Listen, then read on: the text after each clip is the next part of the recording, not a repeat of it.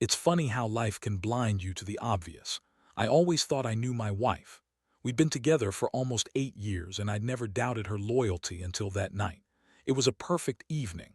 We'd planned to propose to her at the family cabin, a place we both loved, miles away from the city's noise. I had this whole romantic scene set up. Candles, a crackling fire, the stars shining bright above the pines. That moment, I believed, would be ours forever. I could feel my heart pounding in my chest as I took her hand, got down on one knee and asked her to marry me. Her eyes welled with tears and she said yes. I still remember the way her voice trembled with happiness. For a few seconds, everything felt right. Then I noticed her phone buzzing incessantly on the wooden table. I should have ignored it, but something about the constant notifications gnawed at me. I didn't want to spoil the magic, but curiosity got the better of me. I reached for her phone, my fingers trembling just a little, and unlocked it. That's when I saw the message.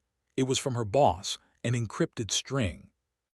That didn't make sense at first, but I recognized the tone. Flirty, intimate. "Can't wait to see you tonight," it read, just those words. My stomach dropped like a stone. I stared at the screen, feeling my hands go numb. The world around me seemed to tilt. I couldn't believe what I was reading. This wasn't just a little flirtation, it was a full-blown affair. And the worst part, they'd been planning this for months.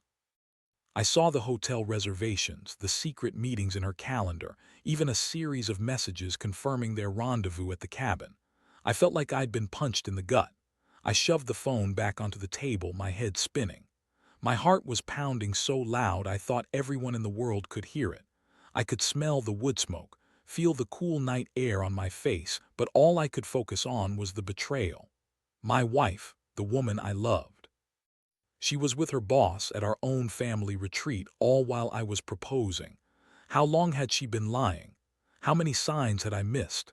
She looked at me then, her face radiant with happiness, and I saw nothing but a stranger. She reached out, took my hand, and said, "This is the best night of my life." I forced a smile, but it was frozen on my face. Inside, rage simmered. I wanted to scream, to shake her, to make her admit what she'd done. Instead, I clenched my fists so tight my nails dug into my palms. I kept my voice steady, barely. "Who are you texting? Who are you sleeping with?" She looked surprised, then backed away, her face flickering with guilt. "You're overthinking things. It's just work stuff. You're imagining things," she said quickly, her voice kind of shaky. I knew better. I saw her lie plain as day. Those messages weren't just work chatter. They were a confession. That's when I realized this wasn't some moment of weakness or a mistake. It was deliberate, planned, and I'd been completely blind to the signs. The late nights at her office, the secret phone calls, the odd hours she was gone, none of that was coincidental. It was all part of her long, calculated scheme. She'd been cheating on me with her boss for months, and I never saw it coming. The night faded into a blur of shock and betrayal. I couldn't even sleep that night. The weight of it pressed down on my chest like an anvil. I kept replaying every little thing, her strange phone habits, the way she'd avoid my eyes, the sudden distance in her voice. All of it was there, hiding in plain sight. That's when I started planning my revenge. I wasn't just going to walk away and forget. She thought she'd gotten away with it, but she hadn't. The signs were there. I just hadn't looked closely enough. Now I was going to make her regret it.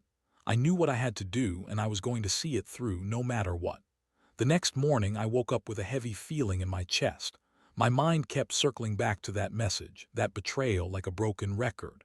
I had to get my head straight, but all I could see was her face, smiling that fake, perfect smile at me the night before.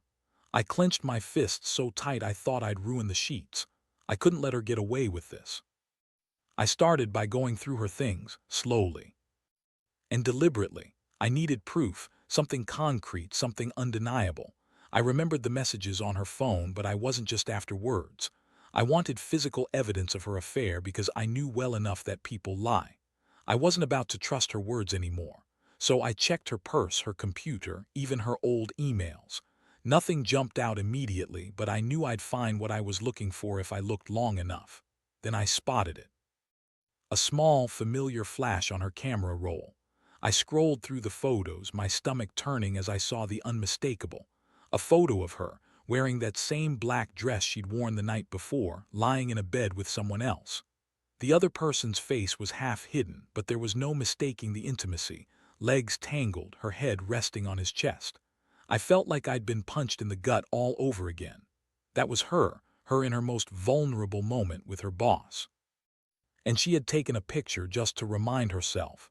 That's how calculated this was. I snapped a screenshot, feeling the adrenaline surge through my veins. That was my proof. That was what I needed to confront her, but I knew I couldn't do it right away. I had to be smart. I needed a plan, a way to make her pay without some messy emotional explosion that would ruin everything. I started scheming. First, I'd gather all the evidence I could, messages, photos, anything that proved her betrayal. Then I'd think about how to confront her. I wanted her to realize she'd been caught, really caught, not just with some half-confession or half-truth. I wanted her to understand she couldn't lie her way out of this. And most of all, I wanted her to see that I'd be the one to decide her fate. In the meantime, I kept my cool. I didn't want her to suspect I was onto her. I played it normal, asked about her plans, made small talk, but inside I was seething. Every time she looked at me, I saw that fake smile, and I knew I'd have to destroy it. I had to make her realize she'd crossed a line and she'd pay for it. Later that day, I made a call. Someone I knew, an old friend who knew how to handle delicate situations. I didn't want to do anything reckless. I just needed her to understand that I was serious, that I wasn't going to let her get away with this. I told him everything and he listened carefully. When I finished, he said, "You've got her now, just be patient. The worst mistake you can make is rushing." That was good advice, patience, that's what I needed. As night fell, I sat outside the cabin, staring at the dark woods, feeling the cool breeze on my skin. I thought about how I'd catch her off guard. I'd make her see that I knew. That I wasn't some naive fool anymore. I would confront her on my terms when she least expected it. I'd set the trap, and when she walked right into it, I would be ready. The real game was about to begin. I could feel it in my bones. The signs had been there all along, I'd just been blind. No more. I was going to make her regret every lie, every secret, every betrayal. And I'd do it with a calm that was almost worse than anger, because she'd see I was serious and I meant business. Tomorrow, I'd show her I wasn't the fool she thought I was, and she'd finally understand that her actions had consequences. The revenge plan was in motion, and I was already counting down to the moment she'd realize she'd lost far more than just my trust. The next morning, I woke up early, feeling the kind of clarity that only comes after a storm. I'd spent all night mapping out my plan step by step, move by move. It was time to put it into action. I didn't want her to suspect anything until the moment was right. Patience, I reminded myself again. Patience would be my greatest weapon. I started by arranging everything I needed, copies of the photos, screenshots of the texts, and a few subtle hints that would make her realize I knew everything. I also reached out to my friend, the one with a reputation for handling delicate situations. When I called him, he was surprisingly calm. "I've got everything I need," I told him. "Tonight, I want her to see I'm serious. I want her to realize she's messed up big time." There was a pause on the line, then he said, "Good, just stay cool, let her come to you." As the day dragged on, I kept myself busy, pretending everything was normal. I cooked dinner, sat outside with a beer, and kept watch on her. She was acting strangely, more distant than usual, like she was preparing for something. I could see the nervous flicker in her eyes, and I knew she was feeling the pressure. She thought she'd pulled one over on me, but she hadn't. I was just waiting for the right moment. Later that night, when she finally came back from her late meeting, she looked nervous, almost jittery. She'd been sneaking around for months, and now the weight of it was catching up. I poured her a glass of wine, trying to keep my voice steady. "Long day?" I asked casually. She nodded, avoiding my gaze. "Yeah, work, been tough lately." Her voice was a little too high, a little too forced. That's when I decided to push. I reached into my pocket, pulled out the photos I'd hidden there, and slid them across the table. Her eyes widened and she sat up straighter. "What's this?" "You tell me," I said softly but firmly. "These are you at the cabin in bed with your boss. You've been planning this for months, haven't you?" Her face drained of color. She looked like she wanted to deny it, but the evidence was right there. Her hand trembled as she reached for her glass. "You're overreacting. This isn't what it looks like." "Oh, I think it is," I said. I've got the screenshots, the texts. You could try to lie all you want, but I've seen enough. You've been cheating on me and I don't give a damn anymore." She looked frantic now, trying to come up with some excuse, some explanation, but I was done listening. The betrayal had cut too deep. I leaned forward, voice cold but clear. "It ends tonight, you're leaving the house, and I want those keys, your car keys, your house keys now." Her eyes flashed with panic. "Please, let's talk, we can fix this." "No," I cut her off. "You lied for months, you thought you could get away with it, but you were wrong. I'm not the fool I used to be. And I'm not going to sit around while you destroy everything we built." She looked like she might cry or lash out, but I stood up, deliberately slow, and reached for her handbag. I found the keys, snatched them up, and held them out. "Here, take your stuff, I don't want to see you again." That's when she finally broke down, tears streaming down her face. "Please don't do this," she whispered. "I love you, I never meant to hurt you." "Love," I scoffed. "You just proved how much you love me, by lying, sneaking around, and betraying everything we had. You've lost me now. I don't want to hear your apologies, just go." I handed her the keys and she snatched them from my hand, trembling. There was a long, heavy silence between us. Then she finally got up, grabbed her purse, and stumbled towards the door. I didn't stop her.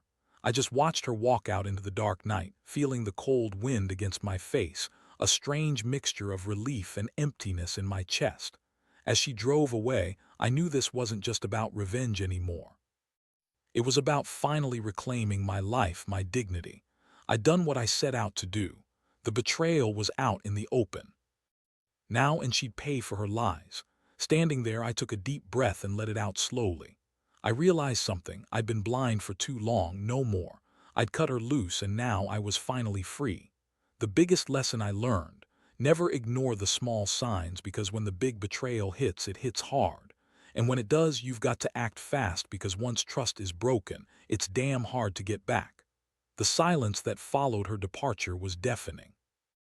I stood there in the dark, my hands still trembling slightly from the adrenaline, feeling that strange mixture of relief and hollow emptiness. The cabin was cold now, emptier than it had ever been. I could still see her tears, still hear her desperate whispers as she begged me not to do this. But I knew I had no choice. Not anymore. I poured myself a glass of whiskey and sat on the porch, staring out at the woods. My mind was racing, trying to piece together everything. How long had she been planning this? Had I missed the signs all along? I remembered all those late nights, the sneaking around, the strange texts, how I'd brushed them off. I'd been so blind, so convinced she was faithful, but now I saw it clearly. The signs had been there, screaming at me, and I'd refused to listen. As I sat there, I felt a deep, burning anger rising within me. Not just at her, but at myself for not seeing it sooner. The betrayal wasn't just about the affair. It was about the years I'd invested, only to be played like a fool. Her lies had become part of my daily life, and I was done with that. I needed to make sure she realized what she'd lost. I pulled out my phone and started drafting a message. I wanted her to know I wasn't going to let her get away with this unscathed. It would be simple, clear, and final. I typed, "This isn't just a break, it's the end of everything. Don't contact me again. I'll be taking legal action, and I want my things back." That last part was important. I needed her to understand I wasn't just walking away, I was taking control. After sending the message, I looked around at the dark, quiet woods. That's when I remembered the small, hidden camera I'd set up a few weeks ago. I'd noticed her acting strangely, and I'd installed it to catch anything suspicious. I pulled out my phone, checked the footage, and yes, there she was, sneaking into the cabin with her boss. It was the final piece of proof I needed to solidify my case, not just emotionally but legally. I knew I'd have to be careful. I couldn't just storm into her life and make a scene. That would only give her ammunition to turn the tables. Instead, I'd go through the proper channels: lawyers, the court, maybe even a private investigator if I needed to. But right now, my focus was on cutting ties cleanly. I carefully packed a small bag, took a last look around, and then left the cabin for good. Driving away, I felt a strange sense of liberation. Sure, the hurt was still there, lingering like a scar. But I also knew I was finally taking control. No more lies, no more betrayal. For the first time in months, I felt like I was steering my own ship again. As I pulled into town, I went straight to a lawyer I trusted. We talked about the best way to proceed, how to get my belongings, how to protect myself legally. The process wasn't going to be quick, but I was ready for it. I'd lost her, yes, but I'd gained the clarity to rebuild my life. That night I got home and packed the last of my things. I left a note on the door. I'm done. This chapter is over. I handed over the keys to the house, knowing I wouldn't be going back. I had finally taken the first real step toward healing. Looking back, I realize how much I'd been willing to overlook. The little red flags, the gut feelings, the moments I dismissed as nothing, they all added up. Ignoring them cost me everything. Now I know, trust your instincts and don't ignore the warning signs. Because when the betrayal hits, it's brutal, and the only way out is to face it head-on and cut your losses. After I handed over the keys and finally walked away from the house that had been our shared life, I felt like I was finally starting to breathe again. The weight of her betrayal had been crushing, but now, piece by piece, I was pulling myself out from under it. Still, I knew this wasn't the end. It was just the beginning of my new chapter, one where I wouldn't ignore the signs again. In the days that followed, I threw myself into sorting out the legal mess. It was frustrating, tedious, and often infuriating, but I stayed focused. I wanted everything done by the book. I didn't want her to twist anything or try to manipulate the situation. I knew she'd try to spin it, try to make herself the victim. That's why I kept meticulous notes, saved every message, every piece of evidence. I wasn't just protecting myself. I was making sure she couldn't come back and claim she didn't do it. Meanwhile, I had to deal with the emotional fallout. The shock of the betrayal was still fresh, and some nights I'd lie awake replaying everything. The lies, the signs I missed, the nights I thought were innocent. I remembered the way her smile used to feel genuine, how I thought I knew her. But now all I knew was that I'd been blind for too long.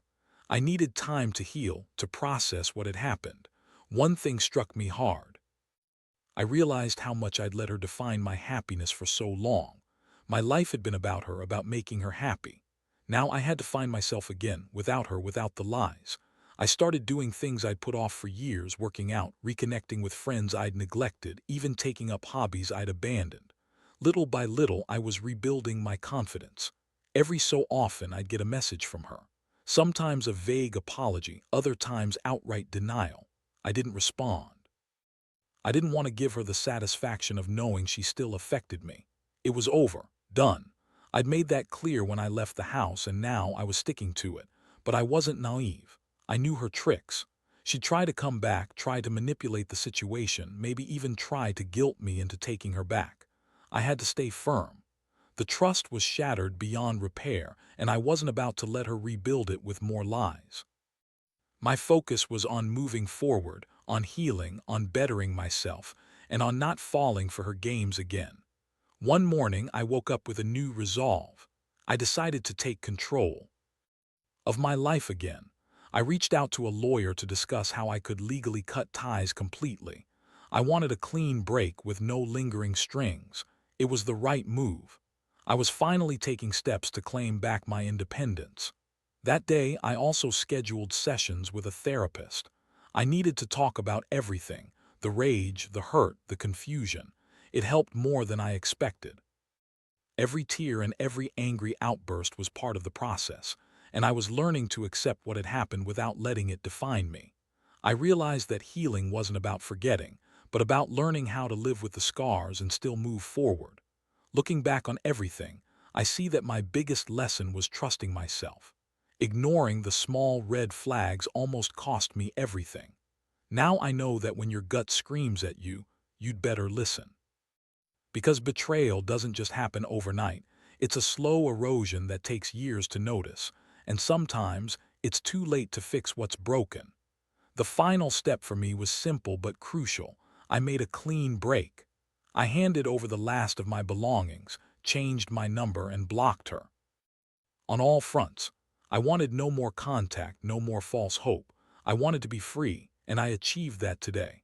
I walked into my apartment, locked the door behind me, and felt a sense of relief I hadn't experienced in months. I took a deep breath and realized I was finally free. My advice to anyone going through something similar: Trust your instincts, act fast when you see the signs, and don't let anyone make you second-guess yourself. Your happiness depends on trusting that voice inside, because sometimes the cost of ignoring it is too high. Now, as I sit here reflecting on everything, I realize how much I've learned not just about her, but about myself. I used to think love meant ignoring the red flags, convincing myself that maybe I was overthinking or just being paranoid. But the truth is, love isn't blind. It's about paying attention to what your gut tells you, even when everything looks perfect on the surface. Getting rid of her wasn't just about ending the relationship. It was about reclaiming my life and dignity. The moment I handed over the keys, I felt a weight lift. That house, that life I thought was ours, was just a prison of lies. Walking away from it was the best decision I ever made. It was brutal, yes, but necessary. I had to cut out the toxic, the lies, the betrayal to truly start over. I remember that night vividly. The cold wind, her tears, the feeling of her keys slipping from my hand. I saw her drive away, and I knew I wasn't just saying goodbye to her. I was saying goodbye to the version of myself I used to be, the one who trusted blindly, who ignored the warning signs. I was saying hello to a new beginning, one built on honesty, respect, and self-awareness. What I want anyone reading this to know is simple. Don't ignore your instincts. If something feels wrong, it probably is. Don't make excuses or convince yourself it's just a phase. Because betrayal, especially coming from someone you love, cuts deeper than most wounds. But healing is possible. It's slow, it's painful, but it's worth it. Today, I'm not perfect, but I'm stronger. I've rebuilt my confidence, reconnected with friends I'd neglected, and rediscovered what it means to trust myself. I don't dwell on the past anymore. Instead, I focus on what lies ahead, an honest, peaceful future where I'm in control. So to anyone out there going through something similar, keep your head up. Trust yourself enough to see the truth even when it's ugly. Cut out what's toxic, no matter how hard it is. And remember, your happiness isn't just about finding someone else. It's about finding yourself again after everything. I finally did that. And honestly, that's the best revenge of all.